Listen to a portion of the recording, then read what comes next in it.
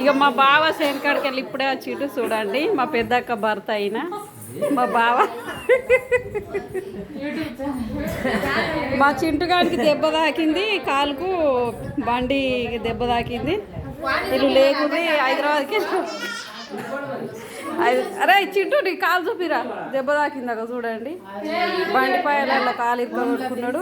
మా పెద్దక్క కొడుకు ఈడు. మా పెద్దక్క కొడుకు ఈడు హైదరాబాద్లో ఉంటాడు. చూడండి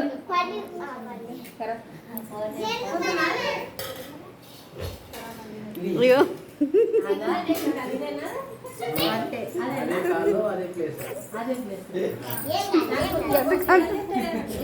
తిరుగుతుండవరా.